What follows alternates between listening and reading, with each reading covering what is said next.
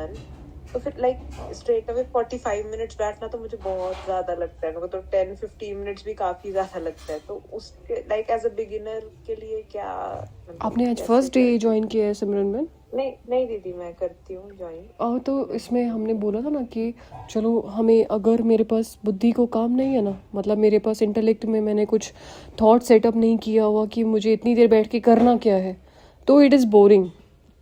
अगर मैंने अपने 45 मिनट्स को 15 मिनट्स में पोर्शंस में ब्रेक करा है, और मुझे उस पर्टिकुलर 15 मिनट्स के अंदर भी ये पता है कि मुझे काम क्या करना है या सोचना क्या है बुद्धि द्वारा, या क्या विजुअलाइज करना है, तो फिर आप बैठ सकते हो, ठीक है। और कहीं ना कहीं जब हमें ये पता हो कि इसकी इम्पोर्टेंस क्या है, ये जो थॉट प्रोसेस है, ये जो पैटर्न्स मैं सुबह सुबह बनाऊंगी, ये मेरे को चारों तरफ एक ऑरा के जैसे रहेंगे, दिन भर मुझे प्रोटेक्ट करेंगे, मेरे वाइब्रेशनल फील्ड को पावरफुल रखेंगे, जो भी लोग मुझसे मिलेंगे उनको भी वो शांति फील होगी, या जो भी मेरा पॉइंट ऑफ व्यू है वो मैं क्लियरली लोगों को एक्सप्रेस कर पाऊंगी, मेरी आसपास की एनर्जी क्लेंजिंग होती है, और या फिर मैं ये कहूँ कि मैं सुबह सुबह एक हाई वाइब्रेशनल एनर्जी क्रिएट करती हूँ अपने चारों तरफ। कुछ अगर मुझे इम्पोर्टेंस पता होगी ना अमृत वेला की, और मैं थॉट्स क्या क्रिएट कर रही हूँ, मेरे पास एक पर्टिकुलर काम होगा, तब तो मैं बैठ भी पाऊंगी, नहीं तो मुझसे नहीं बैठा जाएगा इतनी देर। मुझे उसका वैल्यू पता होना चाहिए कि कर क्यों रही हूँ, क्या ज़रूरी क्यों है, कैसे ये मेरे करियर को बिल्डअप कर रहा है।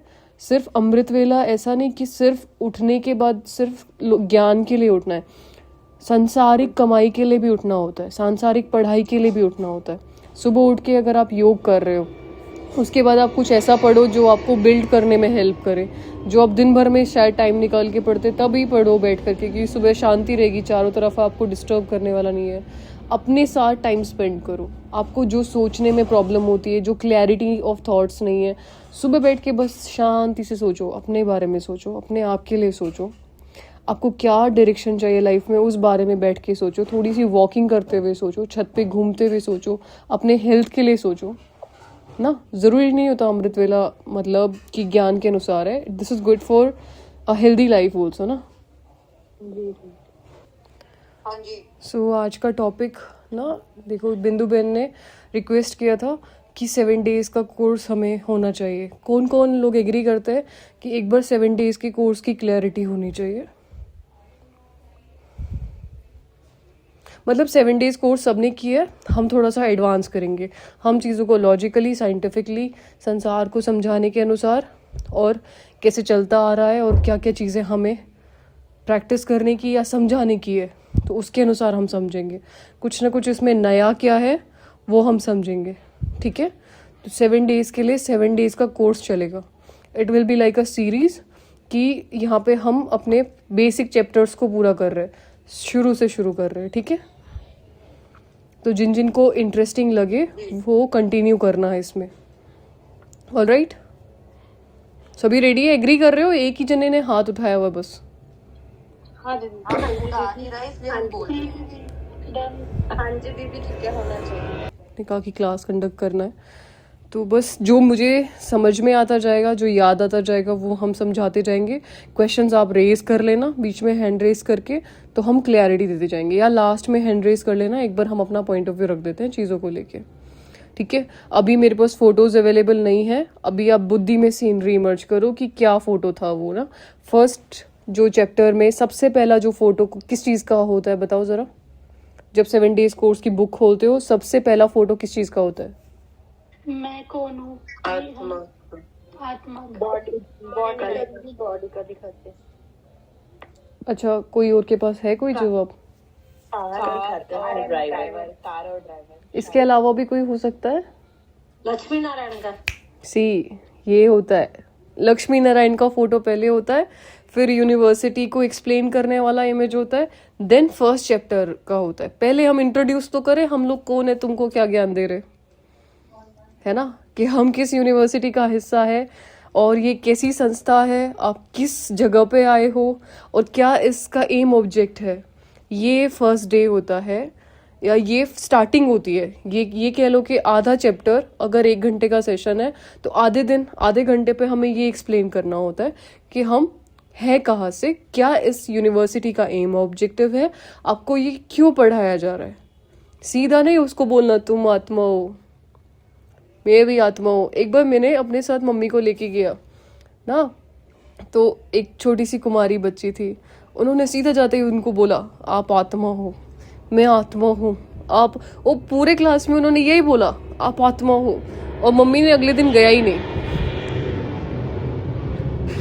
तो मतलब पहले पहले तो जो अननोन लोग होते, जो बाहर जो लोग बच्चे होते हैं, वो तो डर जाते हैं आत्मा सुन के।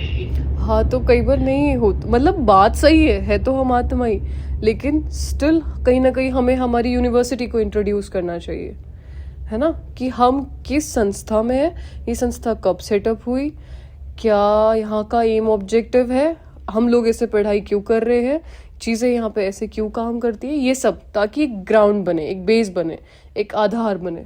ठीक है, तभी ऐसा शुरुआत होती है। सो जो फर्स्ट जो पेज होता है उस पे लिखा होता है मनुष्य जीवन का लक्ष्य, तो उसमें लक्ष्मी नारायण का फोटो होता है, और उसमें फिर हमें ये समझाना होता है कि ये हमारे जीवन का लक्ष्य है।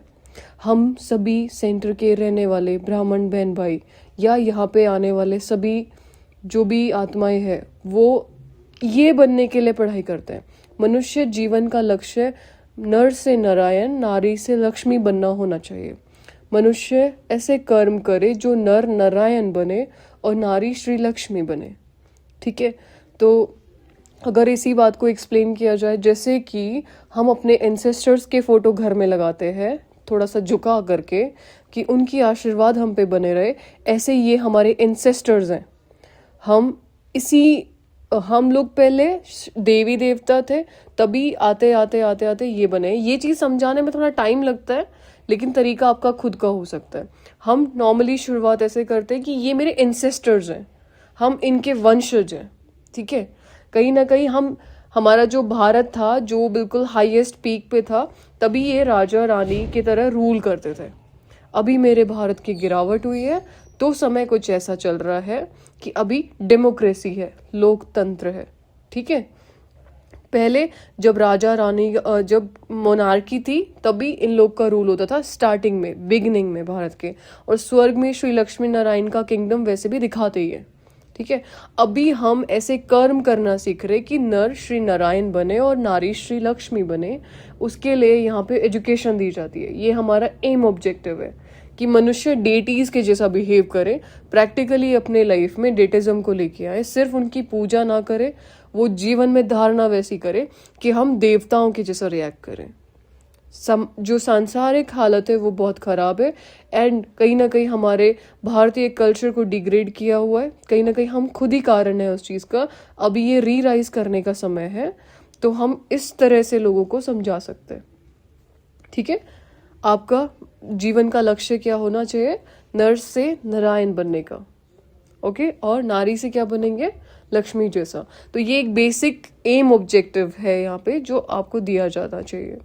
नेक्स्ट फिर पॉइंट होता है कि यूनिवर्सिटी कैसे है, या फिर हम ये बताते हैं कि 1936 में दादा लेखराज, जो कि डायमंड मर्चेंट थे, उनके थ्रू एक बोर्डिंग स्कूल सेटअप किया गया था, ओम हाई स्कूल करके। एंड ये उसी स्कूल से निकली हुई एक सेटअप हुई यूनिवर्सिटी है, जो कि डायरेक्टली, फिर हम सीधा यहाँ पे ये नहीं बता पाते कई बार कि भगवान के थ्रू ऑपरेट होती है, तो हम ये कहते हैं कि he is the father and his name is Brahma. So all the person who are residing in this university are Brahma Kumaris, Brahma की बेटियां, and ब्रह्मा कुमार्स, ब्रह्मा के बेटे। ठीक है, तो इसीलिए यहाँ पे सभी को ब्रह्मा कुमार और ब्रह्मा कुमारीज कहा जाता है। शुरू में आप उनको त्रिमूर्ति वाला ब्रह्मा नहीं एक्सप्लेन कर पाते हो, सिंपली आप कहते हो कि दादा लेखराज से जो नाम बाद में चेंज हुआ, उनका नाम पड़ा ब्रह्मा, एंड ब्रह्मा के थ्रू सेटअप की गई। He is like a principal. सबको पहला क्लियर ये करना चाहिए कि हम इनकी पूजा नहीं करते। He is just a founding father, तो उनकी फोटो हर जगह होती है। जैसे कि हमारे घर में हमारे पूर्वजों की, माँ बाप की, दादाजी की फोटो होगी, वैसे इनकी फोटो हर जगह होती है, क्योंकि he is the founding father of this university. ठीक है, कुछ इस तरह से अगर आप समझाएंगे तो लोगों की बुद्धि पे एक इमेज बैठती है कि ठीक है। और ये केवल मेरा पर्सनल तरीका है, समझाने का तरीका आप सबका अपना अलग हो सकता है। इस बात पे भी डिपेंड करता है कि सामने आने वाली आत्मा कैसी है, वो थोड़ी धार्मिक है तो धार्मिक रूप से समझाया जा सकता है, वो थोड़ी सी यंगस्टर है तो मेरे को यूथ के हिसाब से उन लोग को समझाना पड़ता है। और मैं केवल यूथ पर्सपेक्टिव रख रही हूँ, मेरा खुद का पर्सपेक्टिव यूथ के जैसा है तो मैं भी वही रख रही हूँ बस फिलहाल। बाकी सबका अपना अलग सेपरेट तरीका हो सकता है जो कि बिल्कुल एक्यूरेट होगा।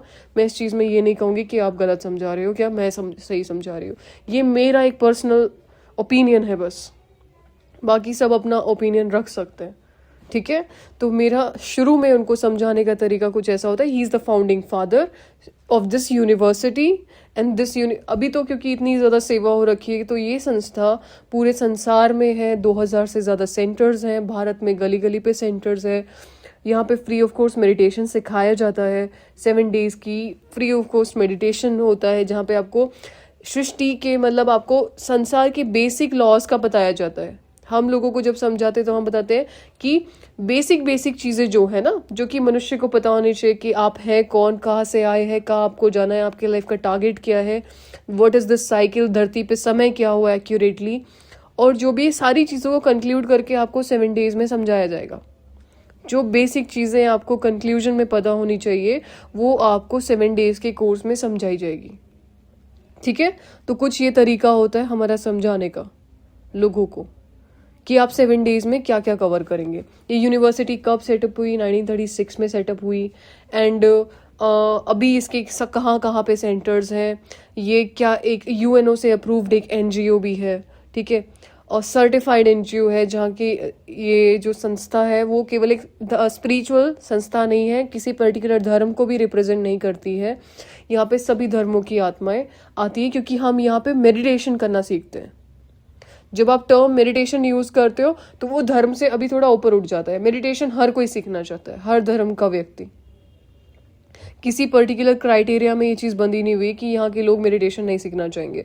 इन मेडिटेशन इज लाइक कि आपको जीवन में हर चीज़ मिलती है लेकिन शांति नहीं, तो समहाउ यहाँ पे सिखाया जाता है कि how to connect with yourself and with God, और कैसे अपने एनर्जी को भगवान से अलाइन करें या अपने आप को हाई वाइब्रेशनल बनाए, जो कि आपको करियर में भी हेल्प करता है, जो कि आपकी मेंटल पीस के लिए, आपको रिलेशनशिप बिल्डिंग के लिए भी हेल्प करता है, जहाँ पे आपका एक स्टेबल माइंडसेट होता है। ओके, बोर तो नहीं हो रहे हो? ये पता है क्यों करवाया जा रहा है? क्योंकि अभी आप सबको चांस मिलेगा बराबर कोर्स कराने का आगे चल के, इसीलिए बाबा ये सेवा अभी ले रहे हैं। स्ट्रेस रिड्यूस कराता है। हाँ, स्ट्रेस मैनेजमेंट होता है यहाँ पे। ये स्ट्रेस मैनेजमेंट कोर्स भी कहला सकता है, लेकिन आपको उसके लिए बेसिक चीजें समझनी पड़ेगी, ठीक है। 7 डेज कंसिस्टेंटली यहाँ पे आना पड़ेगा। ये आर्ट ऑफ लिविंग भी कह सकते हैं। क्या कह सकते हैं? आर्ट ऑफ लिविंग सिखाता है, ठीक है, सारी चीजें हैं। तो ये चीजें आप सीखिए अभी कि क्या क्या चीजें हैं, क्योंकि सच में हम बता रहे हैं आप सबको जगह जगह कोर्स कराना पड़ेगा। आप ये नहीं बोल सकते कि हमारी ट्रेनिंग नहीं हुई है, फिर तो रेडी हो जाओ उस चीज़ के लिए। बाकी और क्या बताना था इसके अंदर? तो ये फर्स्ट और सेकंड चीज़ समझ आई। यूनिवर्सिटी कैसे एक्सप्लेन करोगे? लक्ष्मी नारायण का जो एम ऑब्जेक्टिव है, एकदम से बिल्कुल सीधा नहीं बोल सकते हो कि आप ऐसा बनेंगे। बोलते हैं हम यहाँ एजुकेशन, हमेशा ये चीज़ बोल के समझाओ कि हम कर रहे हैं, हम बन रहे हैं, मैं कर रही हूँ। ये नहीं बोलो कि आपको बनना है।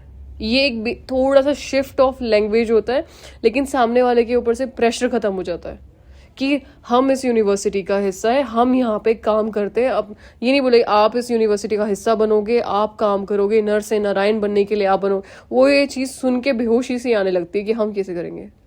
तो अपने पे लेके हर बात समझाओ कि हम करते हैं, ठीक है। तो चीज़ें ऐसे शुरू कीजिए। एंड इसके अलावा क्या होता है, यूनिवर्सिटी समझा दी, फिर वहाँ पे वो भी होता है संस्था में पहले कौन कौन हेड्स रहे हैं, इसके बाद कौन बना, उसके बाद कौन बना, तो सभी दादियों के नाम बताए जाते हैं। तो ये मेन हेड्स रहे हैं, यहाँ की टीचर्स रही हैं, ऐसे करके आप समझो कि पहले फाउंडिंग फादर के बाद इन्होंने यूनिवर्सिटी को ऑपरेट किया है, जिसमें दादी जानकी जी के फोटो आने पे तो ये ज़रूर बताना चाहिए that she is the most stable mind lady of the world, जो कि अगर आप गूगल भी करोगे तो आपको मिलेगा कि भारत की ही पहली ऐसी महिला है जो पूरे संसार में एक ही को मिला है ये कि the most stable mind lady of the world, ठीक है। तो ये चीज़ एक अलग इम्पैक्ट डालती है कि ऐसी कोई संस्था नहीं है, लिटरली एक यूनिवर्सिटी है, ओके। एंड इसके बाद क्या समझाना चाहिए? फिर सभी दादियों के उनमें नाम आते हैं, आप उन्हें टीचर्स के जैसा रिप्रेजेंट करें कि अभी शी इज़ द हेड, जैसे मनमोहिनी दीदी अभी है तो मोहिनी दीदी, नॉट मनमोहिनी दीदी, मोहिनी दीदी इज़ द हेड, तो आप उनको इंट्रोड्यूस कर सकते हैं ऐसे ऐसे कि अभी ये ऑपरेटिव हेड है। क्यों ये संस्था केवल बहनें लीड करती हैं, शुरू में ऐसा कोई क्वेश्चन होता नहीं है। वैसे अगर नॉर्मली ऐसा होता है तो बिकॉज मैनेजमेंट स्किल्स यहाँ पे सारी जो है शुरू से सेटअप की गई थी कि लीडरशिप क्वालिटी विमेन के अंदर होनी चाहिए, या उन विमेन एम्पावरमेंट के लिए सेटअप हुआ था, इसीलिए यहाँ पे सभी बहनें ही लीड करती हैं। और ऐसा नहीं कि सभी इक्वली लीड करते हैं, हाँ थोड़ा सा कारोबार बहनों के हाथ में है बिकॉज वो ज़्यादा इमोशनल होते हैं, और समाज में एक बड़ा चेंज लाने के लिए अभी विमेन एम्पावरमेंट होना बहुत ज़्यादा ज़रूरी भी है। ठीक है, बाकी आप सबका अपना पर्सनल तरीका होगा ये चीज़ समझाने का।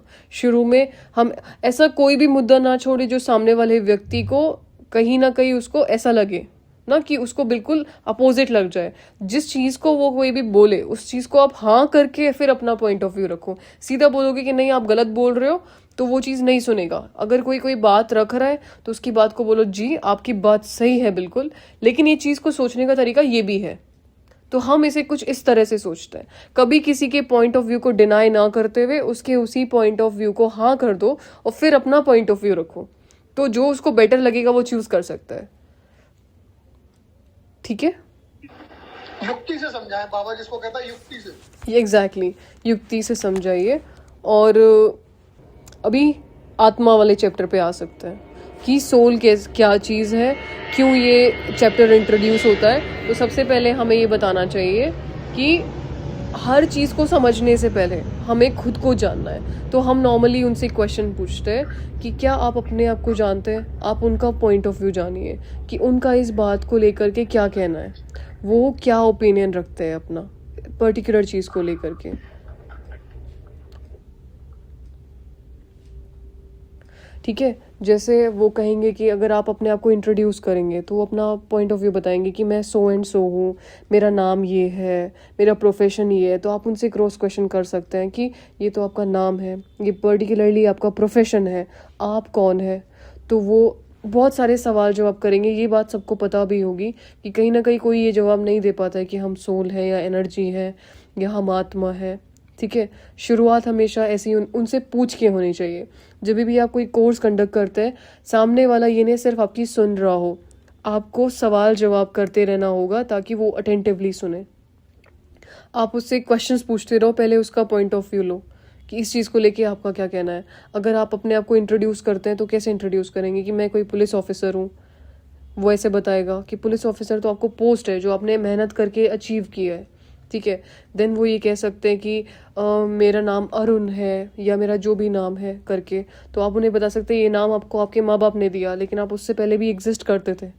ठीक है, उससे पहले जन्म लेने से पहले भी आप एग्जिस्ट करते थे। तब हम एक इंट्रोडक्शन पे आ सकते हैं कि हम सब कहीं ना कहीं एक एनर्जी है, हम सब सोल है जो इस बॉडी को ऑपरेट करते हैं। फिर वो ह्यूमन और बॉडी का जो हम जो फोटो है उसको एक्सप्लेन करते हुए कि ह्यूमन और बीइंग मिलके बनता है human being. Being is like an energy and human is like a body. The body which is made up of 5 elements and being is point of light. Alright, तो चीज़ें आप ऐसे समझाइए कि human और being मिलके बनता है human being। समझा? ये तो बहुत सारे लोग इसलिए भी नहीं आना चाहते क्योंकि खान पान के बहुत स्ट्रिक्टनेस है और ड्रेस कोड है।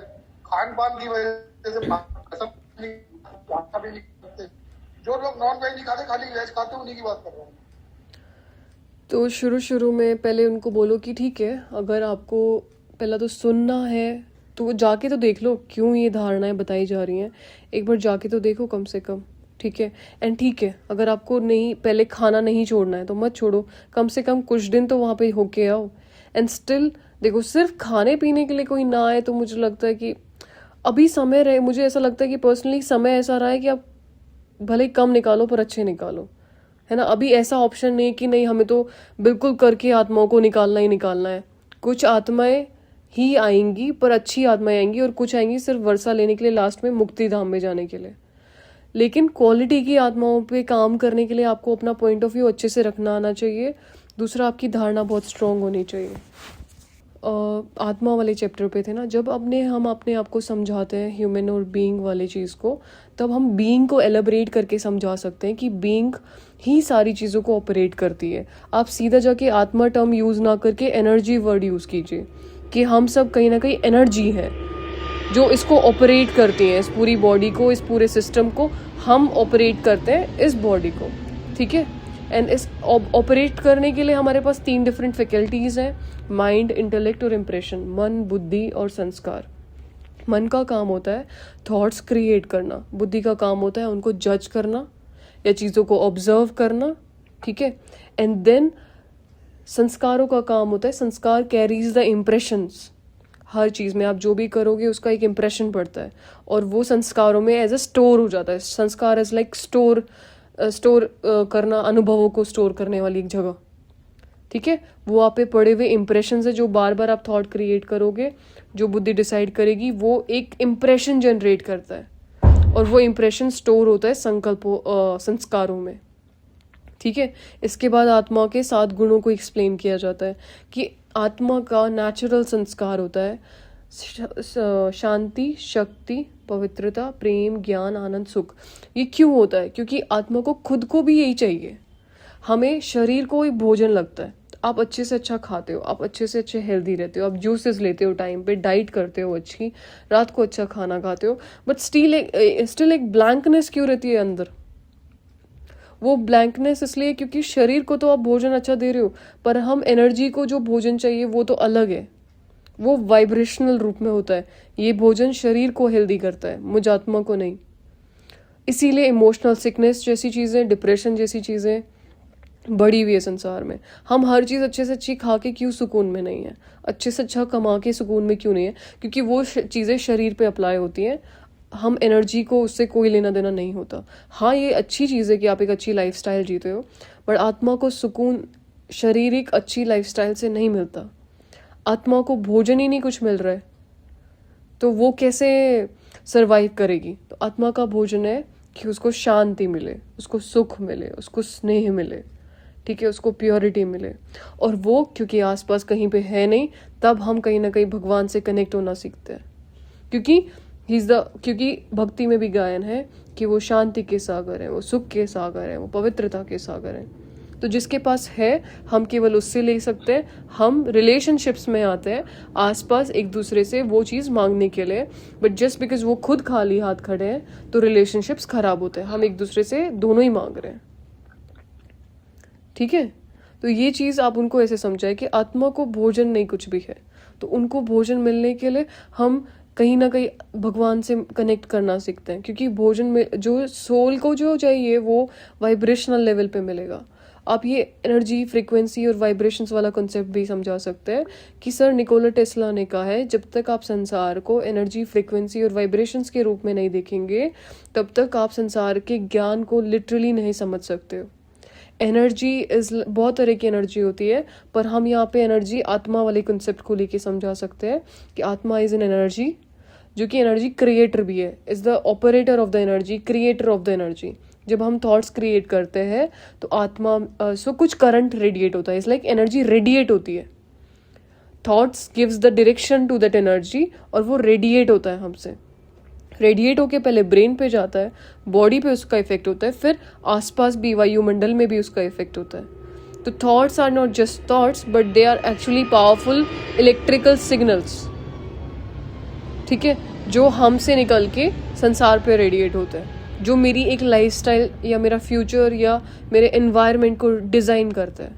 अगर मेरे थॉट्स पावरफुल है तो एक पावरफुल एनवायरनमेंट क्रिएट होगा, मेरे थॉट्स वीक हैं तो वीक एनवायरनमेंट क्रिएट होता है। तो दूसरों के एनवायरनमेंट पे, दूसरों के थॉट्स का मेरे पे इन्फ्लुएंस होता है। अगर मेरा एक बहुत पावरफुल माइंडसेट है तो आप कुछ भी कह लो, मेरे को पता है कि मुझे क्या करना है। एक पावरफुल स्ट्रॉन्ग माइंडसेट, इसको कहते हैं स्ट्रॉन्ग हेडेड व्यक्ति, उसको खुद को लेके बहुत कॉन्फिडेंस रहता है, ठीक है। तो उनका खुद का एक पॉइंट ऑफ व्यू होता है चीज़ों को लेकर के, क्योंकि वो एक्सपीरियंस्ड होते हैं, उन्होंने उस चीज़ को अनुभव किया होता है। फॉर एग्जाम्पल मैं आपको बोलूँ कि चीनी ना कड़वी होती है और आपको ये बात पता नहीं है, कितने लोग एग्री करेंगे इस चीज़ को कि चीनी कड़वी होती है? आप सारे लोग बहुत स्ट्रॉन्ग होके बोल सकते हो नहीं होती कड़वी, आपको नहीं पता है, मीठी होती है। क्यों बोल सकते हो? क्योंकि आपने टेस्ट किया है, आपने अनुभव किया है, और वो अनुभव आपके पास है तो आपको पता है वो मीठी ही होती है। इसको कुछ दिमाग खराब हुआ है, इसके कहने से नहीं चीज़ें बदल जाती। यहाँ पे आपका स्ट्रॉन्ग माइंडसेट है कि नहीं मैं ही सही हूँ। देखो, एक हमेशा यही बोलना कि मैं ही सही हूँ और एक होना कि यहाँ मैं सही हूँ। कुछ चीज़ों में आपको कॉन्फिडेंट होना पड़ता है, जैसे ज्ञान को लेके कि नहीं बाबा का बोला हुआ हर वर्ड सही है। वो अलग बात है कि सबको समझ अलग अलग तरीके से आता है। कुछ चीज़ों को लेके जब तक आप स्ट्रांग नहीं बनोगे आपका बेस नहीं बनता, वरना हम हिलते रहते हैं। अच्छा ये भी सही हो सकता है, वो भी सही हो सकता है, ये भी सही हो सकता है, बात तो उसकी भी ठीक है, एक बेस ही नहीं बनता हमारा। यहाँ पे हमें केवल एक जने का हाथ पकड़ के बोलना है कि भगवान ने बोला है तो वो ठीक है।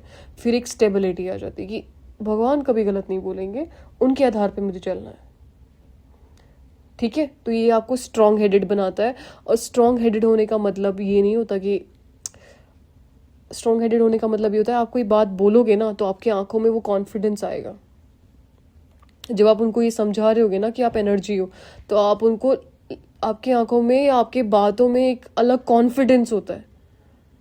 जब तक मैंने वो चीज़ पहली बात तो एक्सपीरियंस नहीं करी होगी ना, अपने आप को एनर्जी एक्सपीरियंस नहीं किया होगा, मैं सामने वाले को नहीं समझा पाऊंगी। बहुत रेयर इफेक्ट पड़ेगा। कई बार आप समझा दोगे पर इम्पैक्ट बहुत कम पड़ता है जब तक मैंने खुद ने अभ्यास नहीं किया होगा वो। तो पहले तो खुद हम थोड़ा स्ट्रॉन्ग हेडेड बने, थोड़ा सा अभ्यास करें चीज़ों को लेके, थोड़ा एक्सपीरियंस्ड बने, उस सातों गुणों को हम एक्सपीरियंस करें, वो कनेक्शन हम पहले खुद महसूस करें जो हम दूसरे को समझाने जा रहे हैं। जब तक आपने खुद ने नहीं किया है आप नहीं समझा सकते, या फिर समझा के आप क्वालिटी नहीं निकाल सकते, क्वांटिटी खड़ी कर दोगे कि आपने 1000 आत्माओं को निकाल के लेके आया, 4 दिन बाद छोड़ के जाती बनेंगी वो, और एक ऐसा निकालोगे जो पूरे यज्ञ को संभालने के निमित्त बन जाए, जो पूरा कारोबार चलाने के निमित्त बन जाए।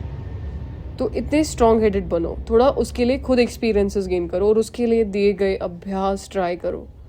जब तक नहीं करोगे तब तक कोई भी चीज़ नहीं समझा सकते किसी को। 7 गुण समझा दिए। क्यों आत्मा को चाहिए? क्योंकि आत्मा एनर्जी चाहती है। ये जो 7 गुण होते हैं ये वाइब्रेशनल लेवल पे होते हैं। जैसे शांति की फ्रिक्वेंसी अलग होती है, शक्तियों की फ्रिक्वेंसी अलग होती है, प्योरिटी की फ्रिक्वेंसी अलग होती है। और जो आत्मा की नेचुरल नेचर है वो चीज़ हमारे अंदर कम हो गई है, तो वो फ्रिक्वेंसीज या वो वाइब्रेशन लेने के लिए हमें किसी ऐसे से कनेक्ट करना आना चाहिए जिसके अंदर वो खुद है। जब हम किसी ऐसे से कनेक्ट करना सीख जाएंगे तभी वो चीज़ें हमारे अंदर आएंगी।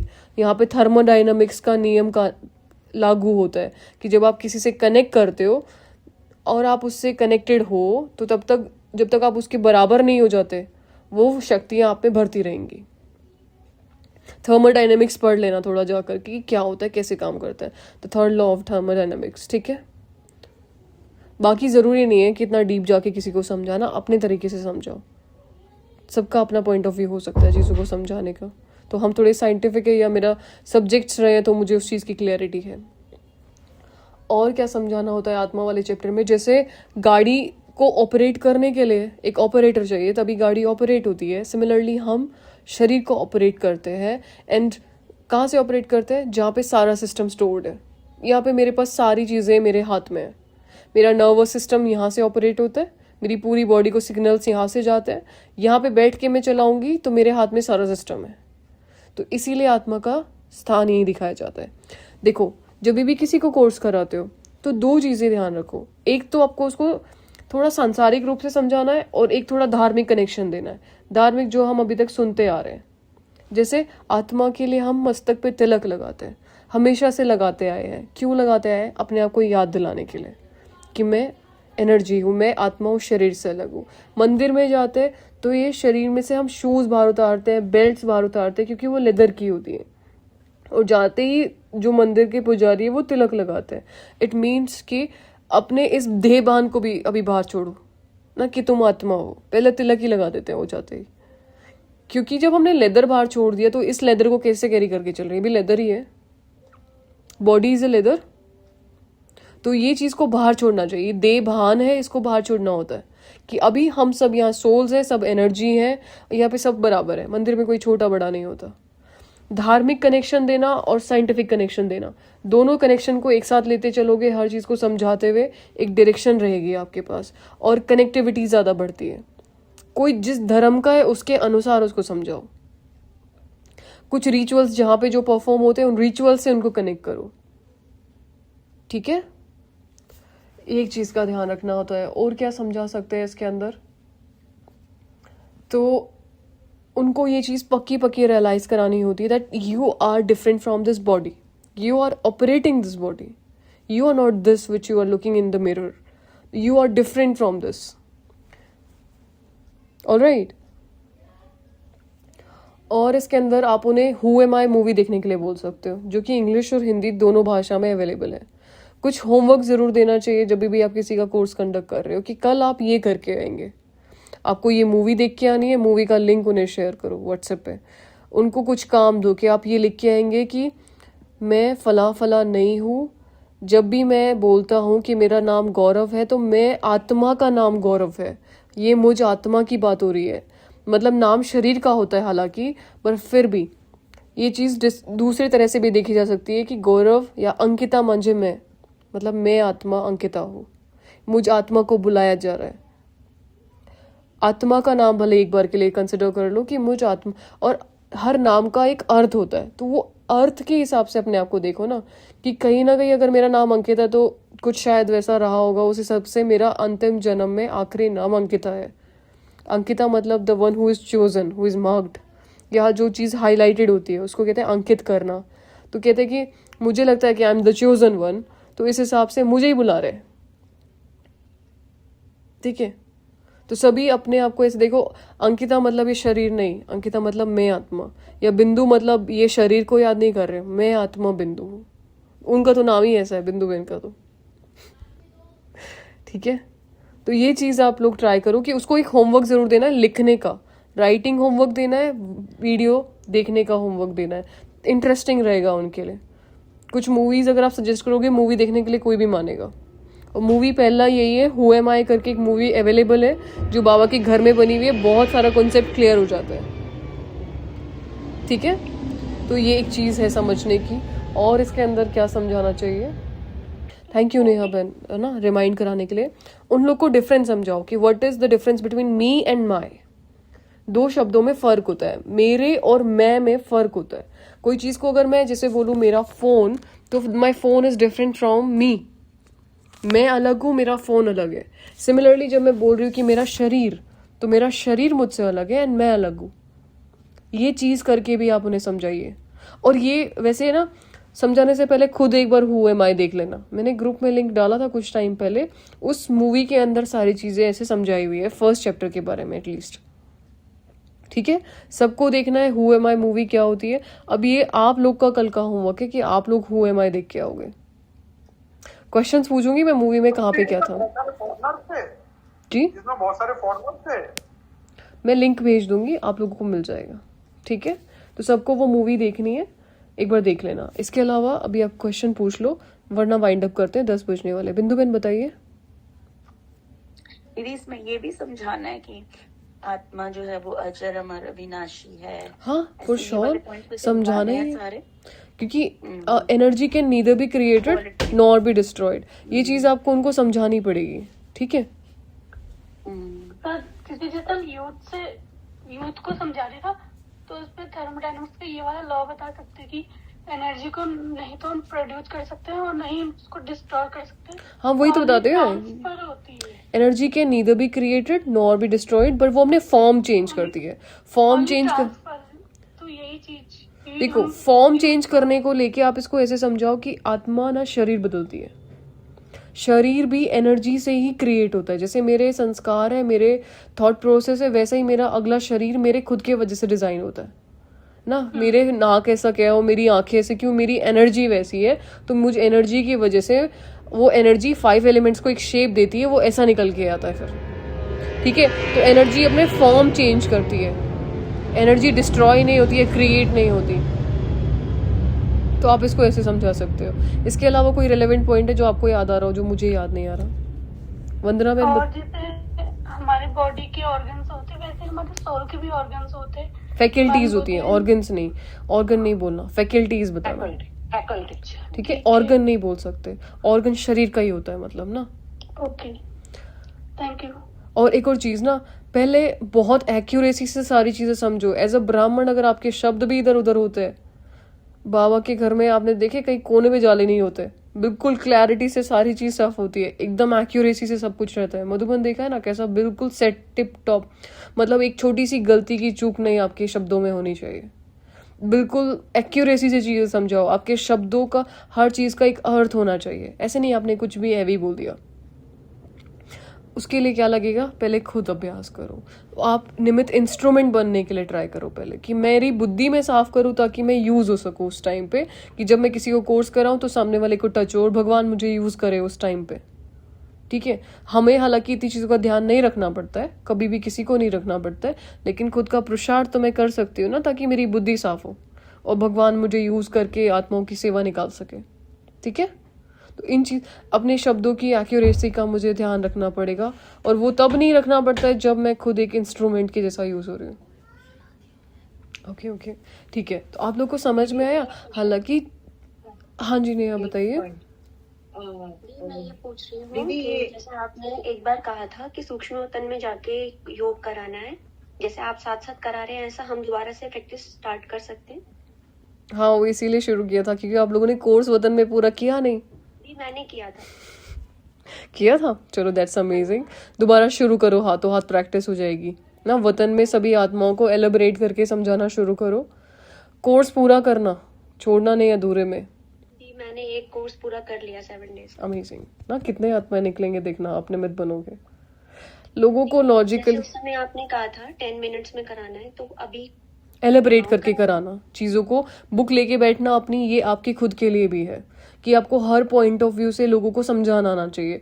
तो सारे साइंटिस्ट को लेके बिठाना, चाहे सारे पॉलिटिशियंस को बिठाना या सारी यूथ को बिठाना, एक सेट ऑफ पीपल को बिठाना इस बार ना, कि एक तरह के लोगों को मुझे समझाना है। फिर उस हिसाब से आपकी बुद्धि काम करती है कि अगर यूथ को समझाना है तो उनके लिए दिमाग अलग चलेगा, अगर साइंटिस्ट लोग को समझाना है तो उनके लिए अलग बुद्धि चाहिए, और अगर पॉलिटिशियंस को समझाना या आध्यात्मिक लोगों को समझाना है तो उन लोग के लिए अलग चाहिए। तो एक सेट ऑफ लोगों को उठाओ इस बार, जो आपको लगता है कि आप समझा सकते हो।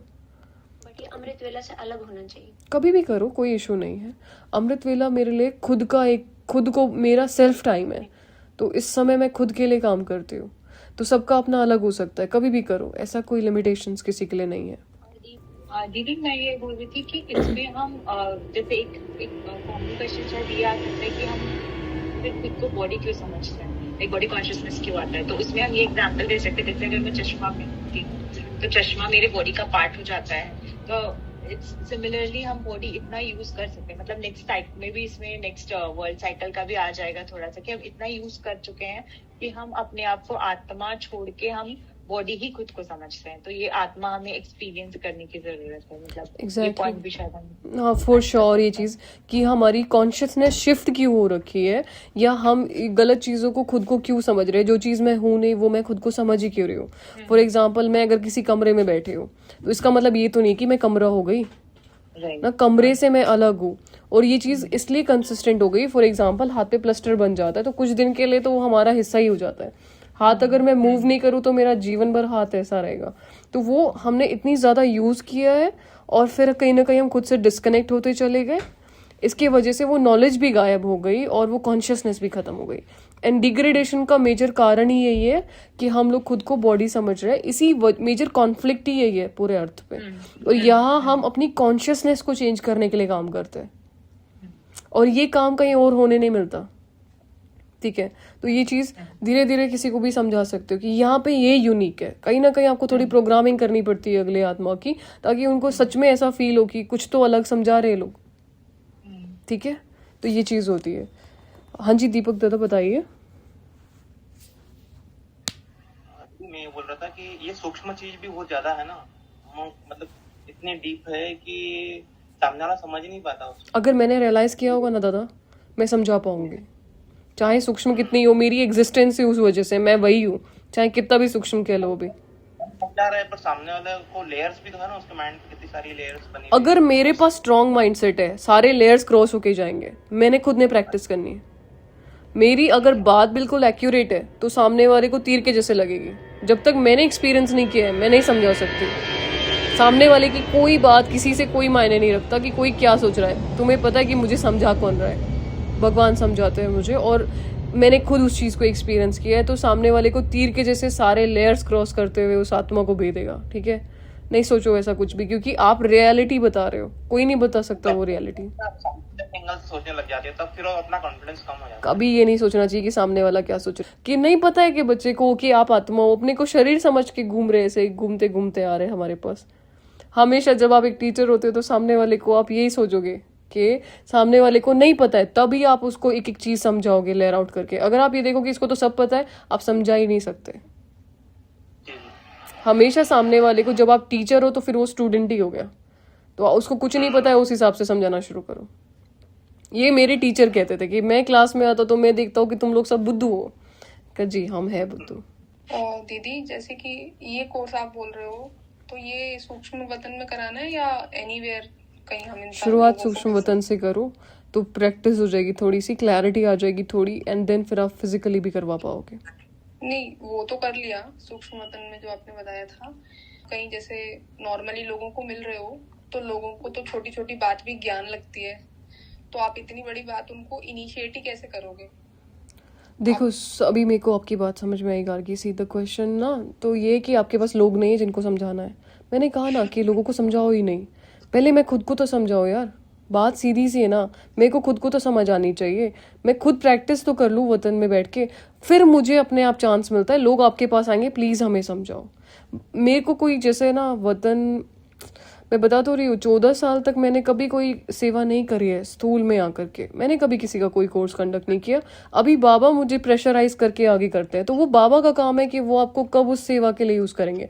अभी बाबा ने किसी और को निमित्त बनाया है उस सेवा के लिए, जब आप उस लेवल पे पहुंचोगे तब वो आपको निमित्त बनाएंगे उसी सेवा के लिए। एंड फिर आप चाहे घर में रह रहे हो, चाहे बाहर रह रहे हो, चाहे कुछ काम कर रहे हो, चाहे आपने व्हाइट साड़ी डाली, चाहे काले कपड़े पहने, आपकी स्थिति से डिसाइड होगा कि ये आत्मा सेवा अच्छा कर सकती है, तो आपको अपने आप ढूंढ ढूंढ के सेवा देंगे। पहले वो स्थिति तो बनाए हम अपनी। करेक्ट। दूसरी बात जो आप बोल रहे हो कि पहले मैं खुद समझूं, आप इस चीज को इलेबोरेट कर सकते हो? खुद समझने का मतलब है कि पहले मुझे देखो, समझने का मतलब है कि जो मैंने चीजें बताई है ना आप लोगों को कि शांति, शक्ति, प्योरिटी, आपको हर गुण का डिफरेंस पता होना चाहिए। प्रैक्टिस करने से वो शांति भरने से क्या ऑब्जर्वेशन होती है, शक्तियां भरने से क्या ऑब्जर्वेशन होती है, प्योरिटी भरने से आत्मा को किस किस फील्ड में प्रभाव पड़ रहा है, वो सब प्रैक्टिस करने से आएगा। प्रैक्टिस करना इज लाइक कि मैं कुछ देर अपने अंदर वो पीस फील कर रही हूँ, या मैं कनेक्ट करके देख रही हूँ, या मैं विजुअलाइज करके प्योरिटी भर रही हूँ, तो मुझे वो वाइब्रेशंस आ रहे, तो उससे मेरे अंदर क्या फर्क पड़ा। ये छोटी छोटी चीज। इस सेंस में पुरुषार्थी तो हम हमेशा रहेंगे ही ना, तो हम रहेंगे नहीं, एक समय आएगा जब आप पुरुषार्थी से ऊपर उठोगे, और उनको कहते हैं टीचर्स बनना, तब आप समझाने वाले स्टेज में आ जाओगे। कहने का मतलब कि जब हम पुरुषार्थ को एक लेवल क्रॉस कर लेंगे तभी हम लोगों को, मुझे लगता है पर्सनली कि हमें एक लेवल क्रॉस करने के बाद ही ज्ञान मतलब ऑफिशियली सुनाना शुरू करना चाहिए। वैसे हम सुनाते सुनाते शुरू करेंगे तभी मुख खुलता है, पर एक समय आता है कि आपको उस लेवल के बाद ऑफिशियली सामने आना चाहिए। ठीक है, लोगों जैसे कभी बच्चे यूट्यूब पे वीडियोस डाल रहे हैं, तो हम सबको नहीं डालना चाहिए, क्योंकि हम प्रैक्टिसिंग की एक स्टेज में ही है फिलहाल, लेकिन एक स्टेज क्रॉस होती है तब भगवान आपको वो खुद चांस देते हैं, या वो आपको प्रेशराइज कराते हैं दूसरे से कि आपको ये करना है ना, तब भी आपको फिर सामने आना शुरू करना चाहिए। या एक स्टेज तक पहले आप खुद वर्कआउट करो, पहले खुद समझो। अगर आपसे कोई एक बंदा क्वेश्चन कर ले, मेरे पास जवाब ही नहीं हो चीज़ का, मैं बातों को घुमाने लग जाऊँ, तो मेरा मतलब है कि मुझे समझ नहीं आया है, या मैंने वो चीज़ एक्सपीरियंस ही नहीं की हुई है, तो मैं सामने वाले को समझाऊँ क्यों? जब तक मैंने एक्सपीरियंस, पता कैसे चलेगा कि मुझे आता नहीं? क्योंकि तो आपको सब सवालों के जवाब होंगे ना। तो अरे पूछने वाले कोई नहीं है, तो पता कैसे चलेगा? अभी मैं सवाल जैसे आप मुझसे सवाल कर रहे हो, वो सवाल का जवाब आपके पास खुद ही होगा, मुझसे पूछना नहीं पड़ेगा आपको। आपकी खुद की बुद्धि में कितने एक्यूरेट सवाल है, वो एक्यूरेट सवाल के एक्यूरेट जवाब आपके पास खुद ही होंगे। ठीक है, जब वो सारे सवाल क्लियर होने लग जाए ना, तभी मेरे पास भी कोई नहीं है भाई जिसको मैं कोर्स कराऊं। मुझे जबरदस्ती बोला जाता है कि इन लोगों का कोर्स कराना है तुम्हें, कराने के बाद अच्छा लगता है फॉर श्योर, पर वो खुद चूज किया जाता है हमें कि तुम्हें ये सेवा करनी है। अभी भी हमें सामने आना पसंद नहीं है, क्योंकि सामने आने से मुझे लगता है चीज़ें बहुत क्रिटिकल होती हैं। पहले खुद पे काम करो, एक समय आएगा अपने आप चीज़ें होंगी, वो सेवा अर्थ होंगी। पहले खुद पे काम करते रहो। कभी किसी के सामने आने के लिए कोई काम नहीं करो, या किसी को सुनाने के लिए, खुद के ऊपर काम करो पहले। वो तो हाँ दीदी, आपकी बात थोड़ी बहुत मुझे समझ में आई, बट ठीक है, थैंक यू। तो और कोई क्वेश्चन हो नकार की तो मुझे ना पूरा भेजना ऑडियो नोट, मैं आपको एक्सप्लेन करूंगी। थोड़ी बहुत नहीं, पूरी समझ में आनी चाहिए, बिकॉज अगर हम लोग को, आप लोग को, यूथ जैसे लोग को समझ नहीं आ रही तो आप समझा भी नहीं पाओगे दूसरों को। ठीक है, क्योंकि मैं बता रही हूँ ना लोगों को, बहुत छोटी चीज भी, जैसे कि अगर मैंने बोला कि शांत रहना ठीक चीज है, तो वो लोग बोलते हैं कि ज्ञान मत दो। अब अगर उन्हें ये चीज ज्ञान लगती है, तो आप ये सोचो कि कितना पैथेटिक कंडीशन में है। पर ब्रो आप ये देखो ना, जैसे मेरे साथ भी है, मेरे दोस्त है, मैं कॉलेज में हूँ फिलहाल फॉर एग्जांपल, मेरे साथ लोग पढ़ रहे हैं, मैं ज़्यादा नहीं बोलती हूँ, मेरा अपना अलग तरह से जीने का तरीका है। लोग गुस्सा कर रहे हैं तो मैं गुस्सा नहीं हो रही हूँ, तब वो मेरे को आके पूछ रहे कि तू इतनी शांत क्यों है। एक हो रहा है कि मैं लोगों को बोल रही कि तुम शांत रहो, एक हो रहा है कि आप खुद शांत हो तो लोग आपको आके पूछ रहे कि तू शांत क्यों है। तब आप उनको समझाओगे ना, तब उस चीज़ की वैल्यू है। एक है मैं लोगों के पीछे भाग रही हूँ, एक है लोग मेरे पीछे आ रहे हैं।